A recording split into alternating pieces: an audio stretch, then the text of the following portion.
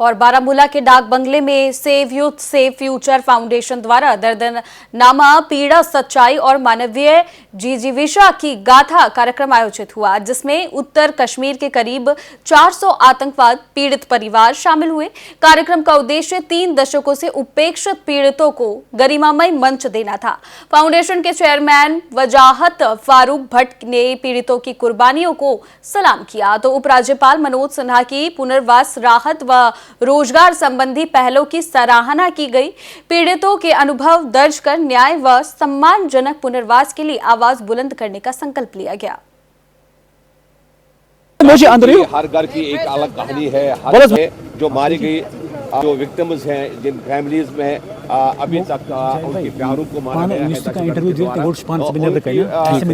उनके लिए अभी तक बस आ रहा हूँ, बस लेकिन मैं सबसे मिल रहा हूँ। जो इक़दाम उठाए गए हैं उनको रिहेबिलिटेट भी किया जाएगा, उनको घर भी बना के दिए जाएंगे और गवर्नर ने एक ठोस कदम उठाया है और उन्होंने रोजगार बाहम पहुंचाने के लिए उन विक्टिम घरों को एक फर्द को रोजगार बाहम पहुंचाने के लिए इक़दाम उठाए हैं। और आज बारामूला के डाक बंगले में इस ज़मीन में जो तक जिनको इस स्कीम के ज़ुमरे में नहीं लाया गया है उनके लिए यहाँ पर आज वजाहत फारूक साहब ने एक बुलाई है, यहाँ पर उनको बुलाया है और इस प्रोग्राम का नाम रखा है नामा दर्दनामा की। ये दर्दनामा जो है आज हर किसी के ज़बान से हमने सुना है कि उनके घर में क्या हुआ है, किस तरह दहशतगर्द उनके घरों में घुसे हैं और उनके प्यारों को मार दिया है। और इस ज़मीन में मज़ीद बात करेंगे हम वजाहत फारूक साहब से, जिन्होंने इस पर बहुत ज़्यादा मेहनत की है, कि जानने की कोशिश करेंगे कि अभी तक कितने लोगों को एकोमोडेट किया गया है और कितने लोग, ये क्या ये स्कीम आगे भी जारी रहेगी, क्या मज़ीद इसके स्कीम SRO 43 के अलावा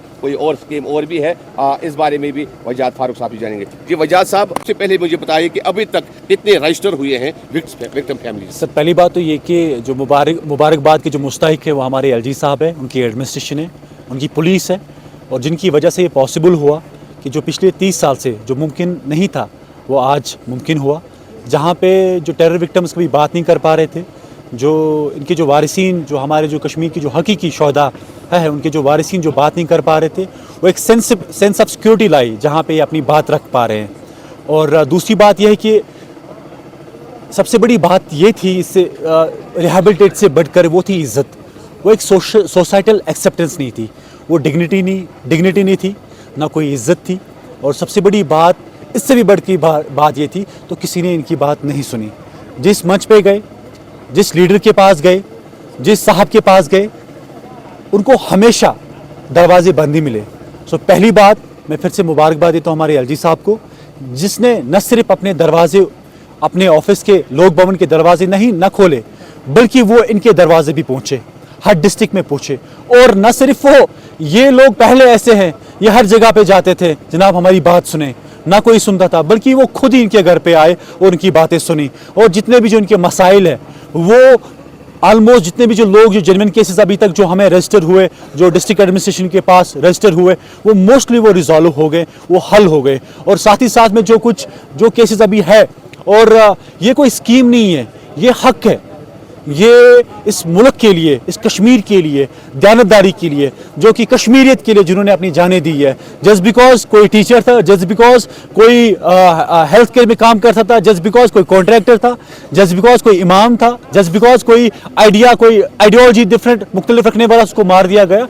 तो ये हमने 30 साल में देखा, उसको मार दिया गया। बट ये एक बोझ था स्टेट गवर्नमेंट पे, बट जो वो अनफॉर्चुनेटली नहीं कर पाए। और फॉर्चुनेटली ये जो मुकद्दस काम जो जिन्होंने किया, ये ऑनरेबल LG साहब ने किया।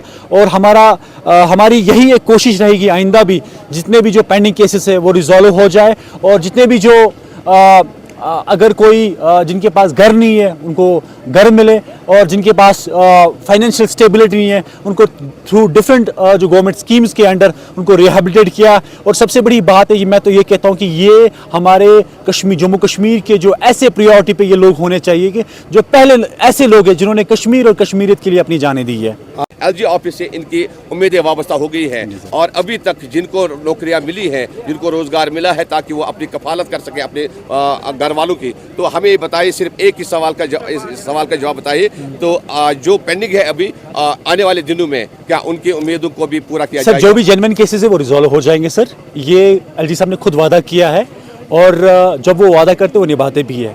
तो हमने बहुत सारे देखे ऐसे लोग जिन्होंने वादे बहुत किए हैं और निभाया कुछ नहीं, बट ये ऐसा शख्स है, ऐसा इंसान है, ऐसा रहबर है जो भी उन्होंने कहा वो इन्होंने निभाया। तो ये वादा भी निभाएंगे और कोई टेरर विक्टिम, कोई ऐसा इंसान, कोई शख्स नहीं रहेगा जिसको इंसाफ ना मिले। कहना है कि हमने जिस चीज़ के लिए कोशिशें की वो बावर हो सकी है, और लेफ्टिनेंट गवर्नर का बार बार वो जिक्र कर रहे थे। लेफ्टिनेंट गवर्नर ने ये इनिशिएटिव लिया है और उन इनिशिएटिव को पूरा करने के लिए वो वादाबंद है और पूरा करेंगे।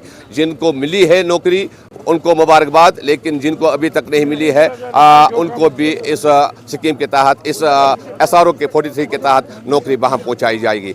आबिद खान के साथ रफ्तार टीवी के लिए बारामूला से मैं ज़रगुल गुलजार। से यह बताना चाहता हूँ कि 1990 में 10 अगस्त को पाजीपोरा के जो कपाड़ा का एक गांव है, उसमें पाकिस्तान के दहशतगर्दों ने 26 सिविलियंस को गोलियों के बूंद-चार से शहीद कर दिया गया।